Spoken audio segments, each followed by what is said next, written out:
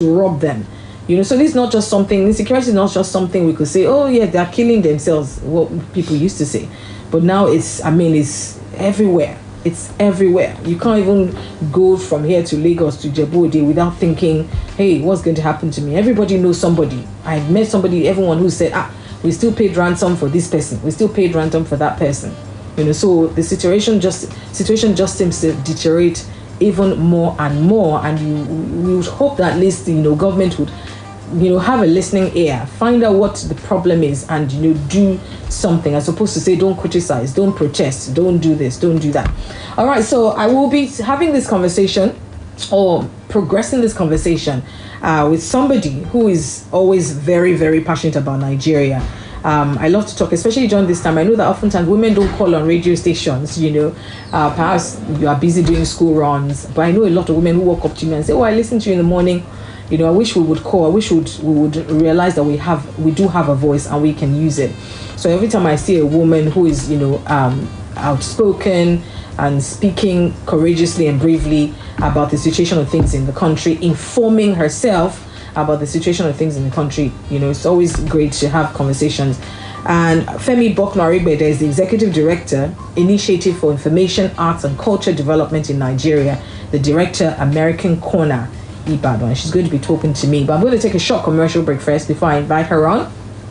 And our topics will include restructuring, because every time I've met somebody and they talked about restructuring and I've asked them to define this restructuring that they seek, I always find that the answers differ. So I'd like to know what her thoughts on restructuring. And of course, she's also somebody who sees a lot of people who are migrating, who are leaving the country. And we're going to talk about that, because the brain drain at this point is out of this world. So I'll be talking to her about that and a couple of other things. So do stay tuned. It's going to be an interesting conversation I think you will enjoy. And hopefully I'll open phone line so that you can share your thoughts and contributions as well. Don't forget, you can watch us live on Facebook. For those watching us live, I'm waving at you right now and I'm thanking you.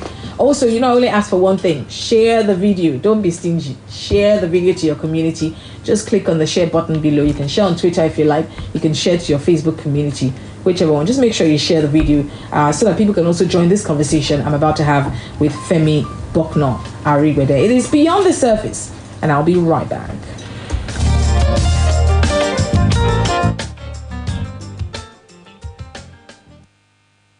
Splash FM 105.5. Anytime malaria show, I'm Shalatem. Má ṣe gba ibà láyè lára rẹ o. Tètè kojú rẹ̀ pẹ̀lú Shalatem. Shalatem jẹ́ ojúlówó oògùn ibà tí a fi artemether àti lumefantrine ṣe láti ọwọ́ Shalina Healthcare ní ilẹ̀ tiwantiwa Nàìjíríà. Shalatem wà fún ọmọdé, ó sì wà fún àgbàlagbà. Pàápàá jùlọ, ó wà fún gbogbo ọjọ́ orí. Wàyí o, rántí láti lo Shalatem pẹ̀lú oúnjẹ. Tí àlàáfíà ò bá wá dé bá ara rẹ lẹ́yìn ọjọ́ mẹ́ta, tètè kó ya lọ rí dókítà. láti ní ojúlówó mọ̀ tó nílò tó fi darapọ̀ mọ́ṣẹ́ gbóhùnsáfẹ́fẹ́ tó sì dakọ́ṣẹ́ mọṣẹ́ tí mùṣemúṣẹ́ dámúṣẹ́ yàtọ̀.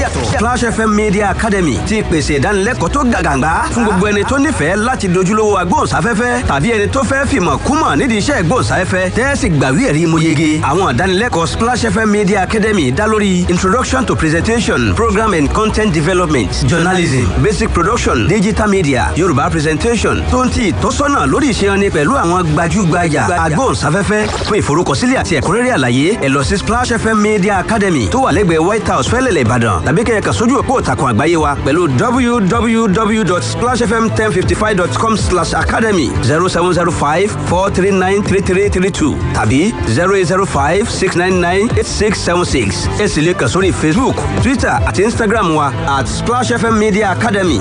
Mú àlá rẹ ṣẹ láti dojúlówó agbóhùnsáfẹ́fẹ́ lónìí. Splash FM Media Academy à ń fọmọlúwàbí ṣe iṣẹ́ ìgbóhùnsáfẹ́fẹ́ lọ́jọ́.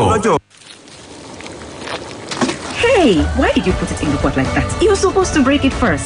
Says who? This is how I cook my pasta. Besides, it's golden penny pasta. It's non-sticky, so it doesn't matter. But I want to cook it with meatballs, mixed with pepper sauce and cheese. Go ahead and enjoy your golden penny pasta just the way you want it. Golden penny pasta is made with durum wheat, which contains protein, and it's non-sticky, so you can cook, serve, and eat just the way you want it. With golden penny pasta, your way is best.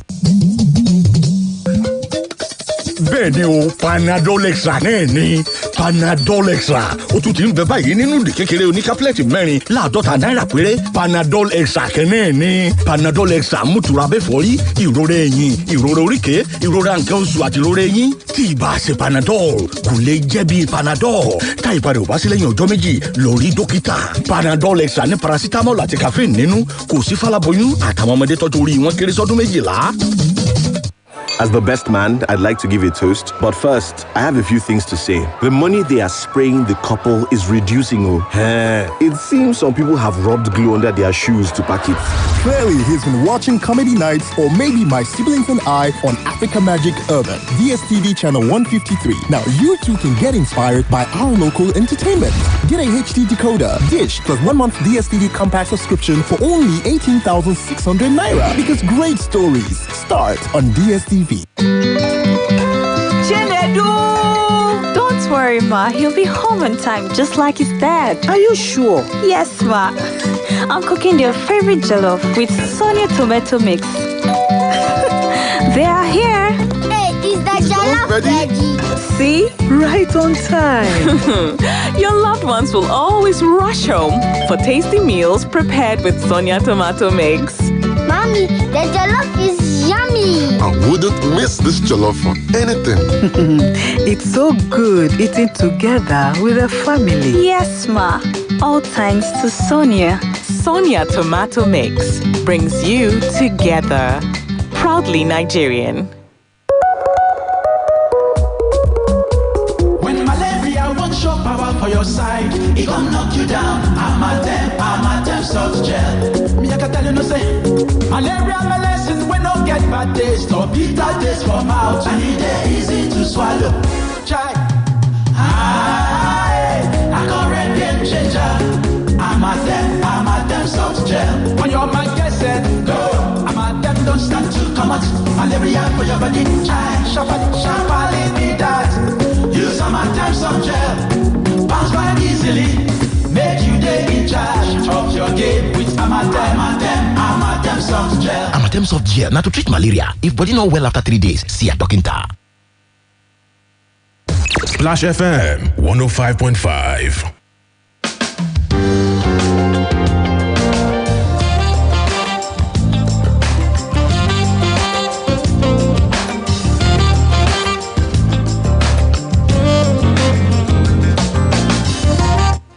Welcome back to Beyond the Surface on Splash 105.5 FM. We're reaching you live from the big brown road city called Ibadan. Thank you for joining me. And of course, for those who are just tuning in, it is Beyond the Surface and I'm your host, Ronke Giwa Onafuwa. Today, we are still looking at the insecurity situation in the country. It's not something we can ignore anymore. It's become such a disheartening thing to wake up to every day and hear different, kinds of news, happening here and there, all focused on the insecurity situation. And I would say is the biggest challenge, we currently have in the country. Would you agree? Even though this government sometimes have tried all sorts of things to,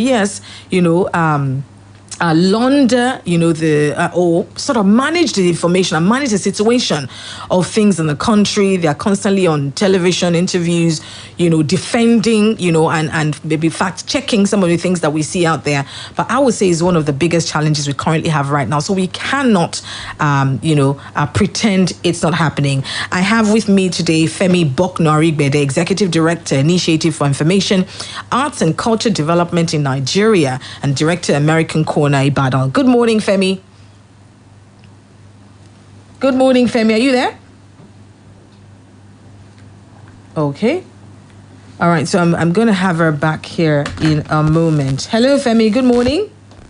Hello, Ronke. I'm here. Good morning. Can you hear me? Thank you. I can hear you now. Thank you so much for joining me on the program this morning. You're welcome. And Femi, first thing I wanted to ask is, especially during this time where there's a lot of insecurity, I know you work with the American Corner where you're constantly even faced with people who are trying to perhaps even relocate to study abroad. How often do you get people who are, or how many people do you know who are trying to relocate based on the security issues in the country right now? And how does it make you feel? Okay, thank you very much. First, I have to apologize that I can't be at the studio in person. I think I owe you an apology for that. No, it's okay. School runs took a different dimension this morning. So I really apologize for that. And yes, I think the security situation in the country is very worrisome. And I think everybody should be worried. Because when there is a breach of law and order, nothing will flourish. Nobody will be able to go to work. Nobody. So I think everybody should be concerned the direction our country is going. And then, yes, every day I get to interact with people, especially students, who are looking for educational alternatives, who are looking for greener pastures across the country. You know, with the way things are going, we saw what happened during the NSAS movement. Just a few days and we saw the chaos that ensued. And now we are faced with real existential security issues on a daily basis. And, before now, the security situation used to be, in some parts of the country. Now, every part of the country is not safe. It's as desperate now that you can just be going on the road. People now know that with guns and machetes, they can disarm you of anything you have. It's that bad at the moment, and everyone should be concerned. If you look at it logically, this is a reason to say, I want to move out of the country. And it's not just, we have economic situations that are really depressing. Nothing works. We have infrastructural decay. So obviously, young people, who are futuristic, will begin to think, what are my prospects for having a good future in this country? If I can get a better alternative, why not? So people are moving out in droves. People are really moving out. They're looking for other alternatives. Yeah. And that's but not everyone has. It's not even as if this alternative is that cheap. So for people, there are people who are doing all sorts of things just to gather here and there to, process some, option to relocate. And it really is disheartening because then the people that ask that if we all go, who are you leaving the countries to? What do you say to people like that? Yeah. But then how many are we? We're over 200 million in population. Where, 200 million is a huge amount of money to just migrate. Not everyone will have the opportunity to leave the country. Not everyone will have an opportunity to have a visa. Not everyone will have the opportunity to study abroad. So we must ensure that, for the sake of the majority that are unable to afford or to have access to that opportunity, we must make sure this country works. And it worries me, every day I read the newspapers, every day I listen to the news. I try not to do it, but I can't help it because I need to be informed.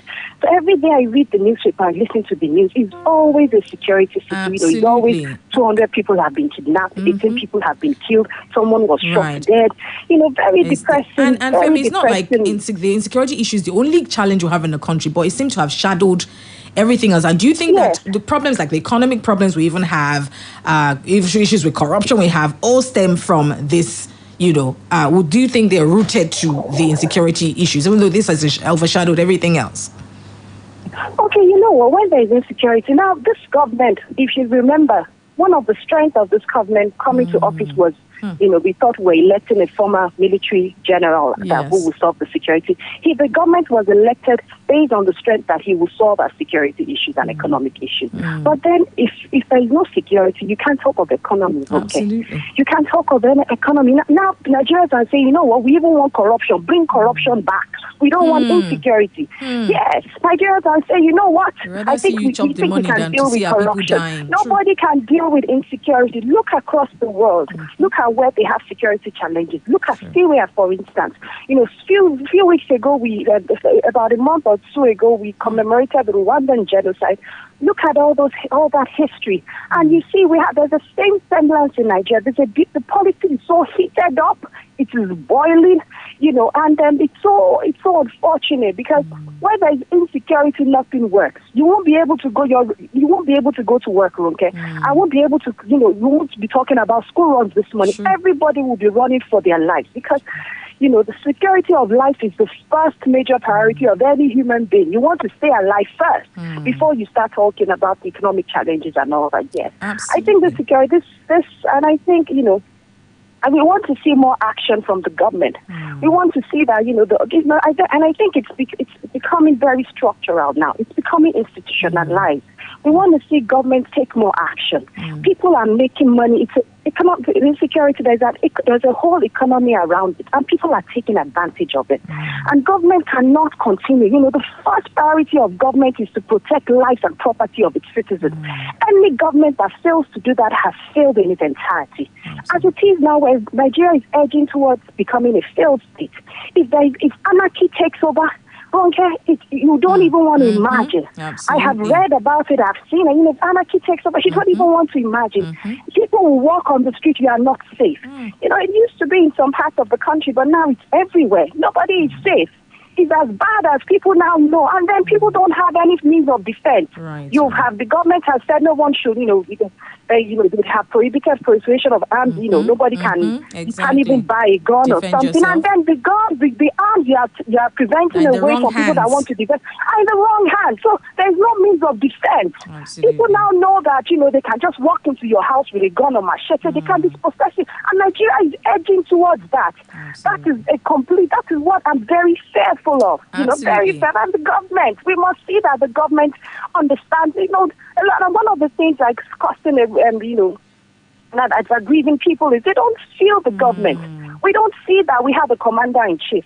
We don't see that anybody has control of what is happening. These things are still boiling every day. And those people in leadership, they don't have answers. And people are begging. They just want to see. Right. People are so, yes. In trying to understand all that's happening, Femi, oftentimes in trying to understand anything, people will say, ask the what's, the hows, and the whys. And, in order to be objective, because it's so easy to be here and to say, nothing's happening, they're not doing anything, and but we have to, we have to think of what even brought us here in the first place. And I know that it's a situation where things have slowly deteriorated, because even though a lot of people will blame President Buhari and say, it's tribalistic, but even the people in the north are suffering, are getting kidnapped, are getting killed. So would you also agree with those who say, because someone even still called this morning and said the problem is that our president is only for a certain tribe, but even the tribe, those people in that part of the country are suffering as well. So we're all in this together. What are your thoughts on that, Femi? You know what? Before this president, we've had Boko Haram situation in the past, and this has been predominantly in the northeast region of the country. Yes. So right now, the Boko Haram spills went on from years, I think, right from Jonathan, to this administration. Now, when the Fulani, the issue of the herdsmen has been very predominant in this administration. When the herdsmen, and before them, so there's so many factors to it. Economic situation, the economic situation, social, cultural, religion. There's so many factors to it. But under this administration, the Fulani farmer herders crisis has really escalated. And now the Fulani herdsmen have moved to different parts of the country. And I thought that, the president being a Fulani man, you would think that, initially when this started, I was like, the president should say something, speak up. Don't make it seem like you're protecting your own people. Because if it begins to feel like that, people will now feel, is this how you want to run Nigeria? People will start saying, let's restructure. Let's secede out of Nigeria. People need to feel that the president is for everybody and for nobody, like he said when he was sworn in. People don't feel like the president is for everybody. They feel like the president is for somebody because, the rate, the atrocity, the guts, the abrasiveness, the country of the herdsmen across the country. They just go on. Nobody just go and nothing happens. They kill people in hundreds and thousands. Nothing happens. The president has not, he hasn't, his body language, initially we're hearing that, the president's body language against corruption. We want to see his body language against insecurity. We want to see his body language against the atrocities of and they call them bandits. Who are bandits? These people are thieves and terrorists. Why would you call them bandits? They are thieves. Call them on a spade. Call them for who and what they are. We can't keep on. Now, when people start seeing that, the president is taking sides, because he's a Fulani and he's taking sides with the Fulani herdsmen and he's running the country like he's the president for the Fulani and for the Fulani, and the different people in all parts of the country will begin to raise questions and ask, what are you talking about? Are we in a country? Is this a country? Is this how to run a united country? And I think under this administration, we've been more divided than united than ever. this administration has done, people talk about the rail, and I say, well, yes, he's giving us the rail, but then when you talk about insecurity after a while, people will even be scared to get on the rail that he has done. People want to see. First, I think that, the president should talk. We only see him when he's traveling to Mali, when he's going to Ghana. We only see him in France. He doesn't talk to Nigeria. But what exactly are we expecting to hear from the president, Femi? First of all, I think he should. I know right now there are constitutional hearings going on around the country. I think that's not enough. He needs to summon the leader, especially in the south, in the southeast. He needs to summon the leader. He needs to engage them. This president doesn't talk. Engagement is not part of his strong point. He needs to engage. He needs to start talking with people with different regions. Sometimes when you talk to people and you pretend, even if you are not just, and let them feel that, okay, at least you feel their grievances, you feel their pain. But you don't do that. You just leave them, and then everything.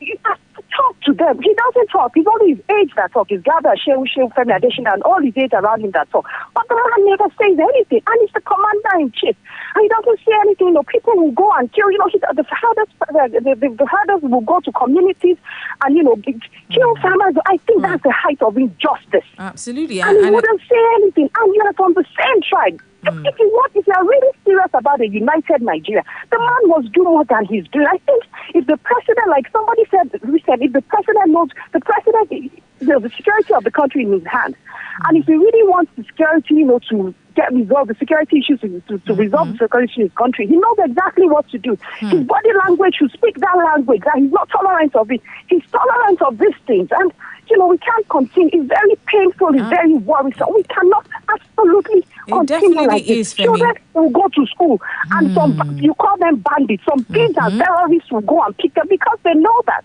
there's an economy around it. 180 million naira for what? Exactly. That's always it's huge. So people now know that they don't even need to work. They are sending a wrong signal. And there are so many young men and women in this country that have no job. So they have found an economy, a way of survival, and it's not quickly checked. Absolutely. We need to really, it's an emergency now. It's not even everyone. Yes. All right. So a lot of people have said, we've talked about the hows, the why, what to do. What a lot of people have said, restructuring is the way forward. But every time I speak to somebody, to different people about restructuring, they have different ideas of what they mean by restructuring. Would you also think that restructuring would be a way forward for us as a country? And what does restructuring mean to you personally? Okay. You see, the problem with the country, Nigeria is too large. It is now evident for everything to be controlled from the center. Electricity is controlled from the center. Everything is controlled, police is controlled from the center. The country is too large. It is now evident something needs to give. We can't continue. We've been on this talk for restructuring for how long? We can't continue to be like this. I think, and then when people talk about restructuring means different things to different people, because what is the content, what context are we talking about restructuring? But for me, restructuring is first decentralized police. Let the state, people will argue, there are arguments for pros and first decentralize electricity, decentralize all these things, decentralize ASU, decentralize many things. Everything in this country is always in the middle. Everything power must power must, any policy or any action that doesn't affect the people in the local community is no action, is nothing. What kind of policy is meant to, your policies are meant to address, to impact the most vulnerable? Decentralized police, decentralized power. Let the state be autonomous. We must have it, we should have, and I don't always believe in, this borrowed ideology. We have our own unique story. At our own unique context. We can decentralize this country with our own, if we are really serious and we get to sit together to talk. I know it's just, the restructuring is not something that will take a year. It's a long process, but we cannot continue like this. We have seen that the police, the way the police is structured, for instance, is inefficient. Right. It's inefficient. Let's get local, let the state be in charge of their police. Look at the United States, for example. The United States of America, it's called, but every state is like a country on its own. Over the years, they have found how they work together, for a common goal. I think that's the way, that's the ideal we should have for them. I'm not saying let's copy let's paste and copy the total, but we have our own realities that are unique to us. But the current structure obviously is not working. That is why people will do anything. There's so much power at the center that people will do absolutely anything. If the winner takes all, people will do absolutely anything to hold on to power, to have that power, to cling on to power at whatever cost, whatever is God. So I think restructuring, yes, it is very imminent. And I think if we start this conversation, if you start this conversation, bring people to a round table. We cannot move forward like this. We are just beating about the bush. Everything needs to be broken. If Nigeria needs to continue as a united country, we need to restructure this country. We are too large for everything to be controlled from a source. From the center. We are too large. Look at electricity, for example. One of the reasons why we don't have light, because everything is controlled from a central unit. Decentralize everything. Decentralize the police. Decentralize ASU. Decentralize the hospitals. Decentralize government. These things are not, government. The government has no business in this. The federal government has no business with this thing. Make the federal government, let the federal government be, yes, the federal anybody supervising, but it shouldn't. It's not the responsibility of the federal government to do everything. Absolutely. All right. Well, for those who are just joining us, I'm talking to Femi Boknaribede, who is the Executive Director, Initiative for Information, Arts and Culture Development in Nigeria. And we're talking about the insecurity situation in the country. And Femi has talked about her idea of restructuring. I mean, if you take everything away from the center, where does it go and what does it look like when everything... Because, for example, I mean, people will say that we often let our governors and those who are in local government on its own is another story entirely. If you take it away from the center, whose hands does it then lie on? What do we see? The people that are already governors and people who are not in the federal, how do we reckon they would fare better if things are now, decentralized, Femi? Some people say the governors would be too empowered. They already act like, the size. So how do you think that will work? Ronke, we've done this before. We've done this before. Nigeria used to work, we had a regional system of government. We've done this before. And, the regions were very competitive. We've done this before. Right now, the system that we have now, if we decentralize, it will make the governors work harder. Most times, when we see these governors and a commission project, what they commission is usually the work of the local government. We don't even understand governance in this. When you look and they say they are commissioning projects, what they barely commission is the work of the local government. Most of the governors don't even understand their responsibilities in the state. So when we decentralize, when the governor knows that, if he doesn't work in a month, he's not able to pay salaries of his workers, it should come to that. The governor is like a CEO of an organization. That's what the state is like. It's like an organization. The state should be run like an office, like an organization. He's a CEO. He knows that if he cannot work hard to earn enough to pay his workers, then the workers doesn't earn anything. So it will strengthen each region. Each state will be strengthened. There are many states in this country that have abundance of mineral resources, but everybody is so relaxed. At the end of every month, they wait for the FAC account. They are waiting for, like allowance. Yes. They're waiting for allowance. That is not governance. Any state that cannot pay salaries, any state, I don't understand. We need it will help the governors because it will help ensure that they work. They just don't sit and then at the end of the month they are waiting for money. Right. It will make them creative and it will also ensure that we put the right people in the right places. Right. Coming election, we will also ensure, even as citizens, which will also ensure that we elect the right people in the right places that can effectively do the job. Most governors, they don't do, they have access to so much money. Right. And they just, at the end of the month, you wait for money from the federation. And how long do we want? It doesn't encourage, it doesn't encourage creativity. Right. It doesn't encourage development. You don't put to good. Why would you need to lift a finger when at the end of the month you get money from the federal account? We can't continue like that. Absolutely. Let each region develop at their own and you've talked about region, Femi. Even though people have said daily, it feels like we keep getting the fracture and the crack between the ethnic divide seems to get bigger and bigger. So some people would say, instead of, looking at it as if it's a bad thing, how about we look at this, ethnic fracture that's happening as a good thing? What do you think about? I mean, the southwestern governors came together recently and banned open grazing. What do you think about is having like that kind of merge within the regions as opposed to just allowing everybody to do their thing? What do you think about that? Some people have preferred that as a solution. You talked about the Southwest coming together, banning open grazing. I think that is the right move. I was really impressed by their action because they came together across party, ethnic, and religious lines. It's a time, the northern governors, they have this forum called the Northern Governor Forum, where all the northern governors have. So why can't we have that also in the South? Do you understand? Why can't we have that also in the South? Where we come together, when you speak as one, when they came together to speak as one, it sent a signal to Abuja, that was the first time in a long, I can't remember reading any, seeing any event that brought the southern governors together like that. But then, talking about the open grazing, they mustn't just say it, they must ensure they enforce it. Legalize it. They must ensure, the enforcement. It's not just good enough to say open grazing. You must ensure the enforcement, because if you look at the North, they have a system whereby, they ban this Islamic police where they ban sales of, alcohol and, the different things. So it's not, and nothing happened. They did nothing. So why can't we say we ban open grazing here? I know that, Nigeria is a multi-ethnic, multicultural society. That is our reality. Right.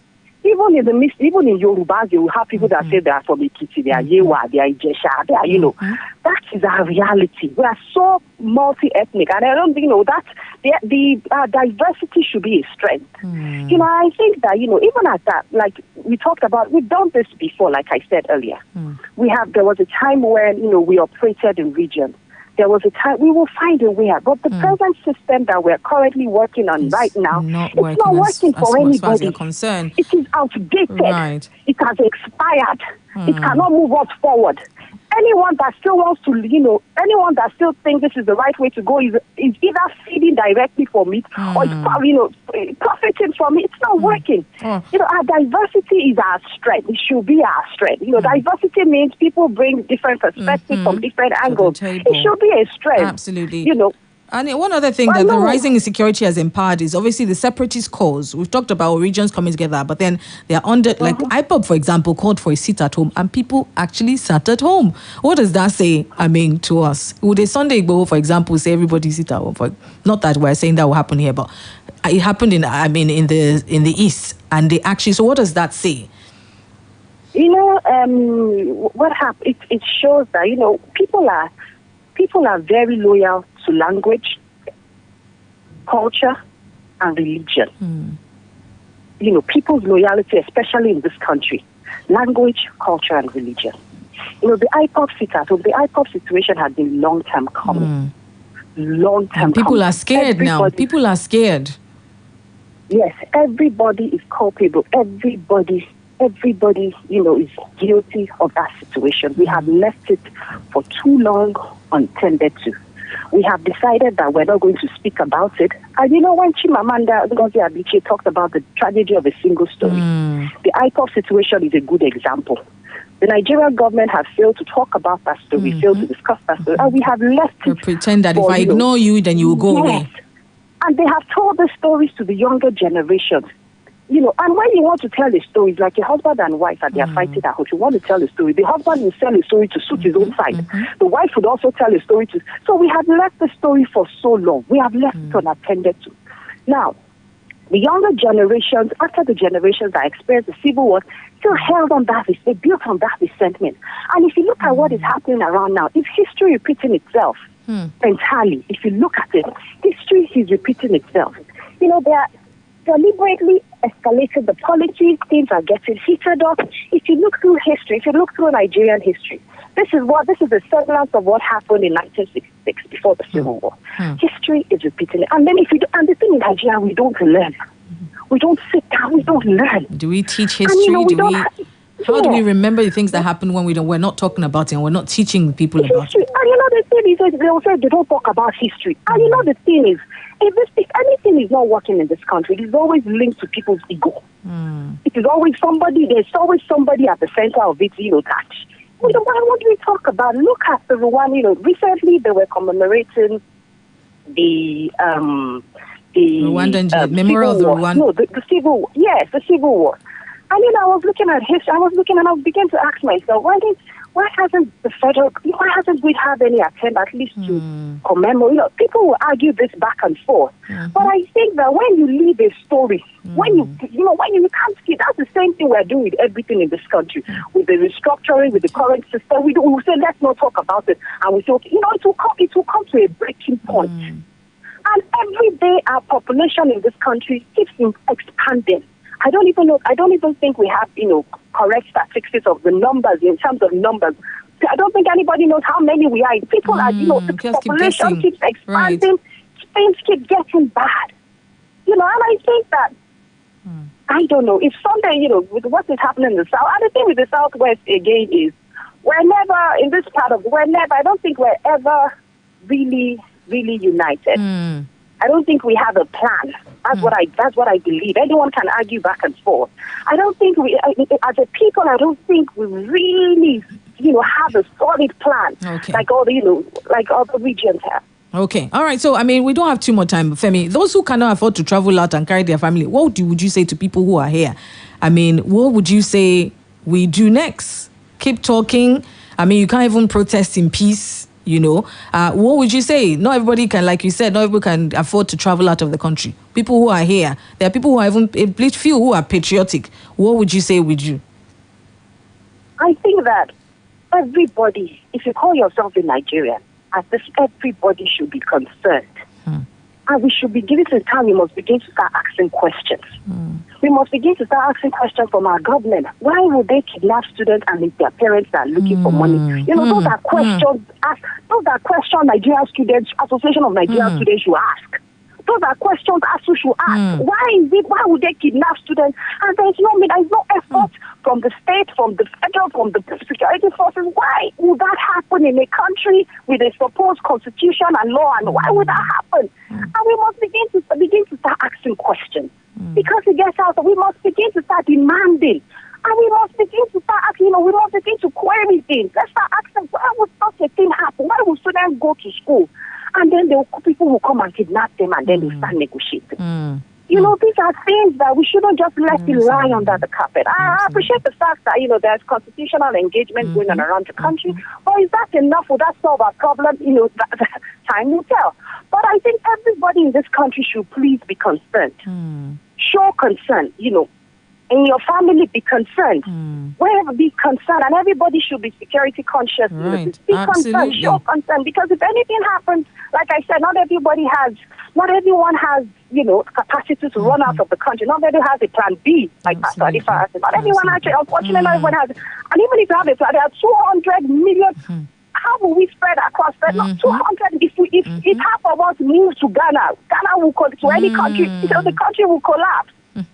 So I want everyone to please be concerned. I want you to be aware. And I want us to please asking questions. Let's be strategic. Let's take the right steps. Let's ask the right question. I expected that by now the Nigerian Students Association or ASU would have risen up against, what is happening in schools in the country. I expect that by now, the labor union, that's what because we can't continue like this. Everybody is involved. It's not a situation of it's a northeast of every part of the country is now a conflict of a potential conflict or hotspot now. So I want everyone to please be concerned, get informed, ask questions.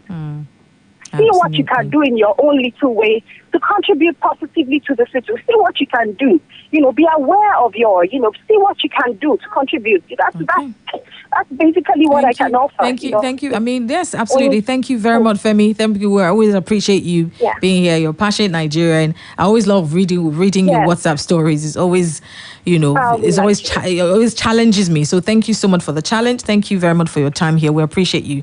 Thank you. Thank and you have very a lovely much, day. Ronke, and well done. Appreciate Keep you. up the good work. Thank you keep so talking much. about this. I really appreciate it. Keep talking about it. Thank you. And thank Keep you for up the lending good your work. voice. Thank you for lending your voice, Femi. We appreciate you always. Thank you and have a good day. Thank you very much. All right. That was Femi Bokno Arigbede, who is the Executive Director, Initiative for Information, Arts and Culture Development in Nigeria. She's also the Director of the American Corner, Ibadan. And of course, she says, keep talking, be aware, be concerned. We have a lot to be concerned about. So, like I said, burying our head in the ground like ostrich will not do us serve us any purpose. We must keep talking. We must keep engaging our leadership. We must keep challenging them.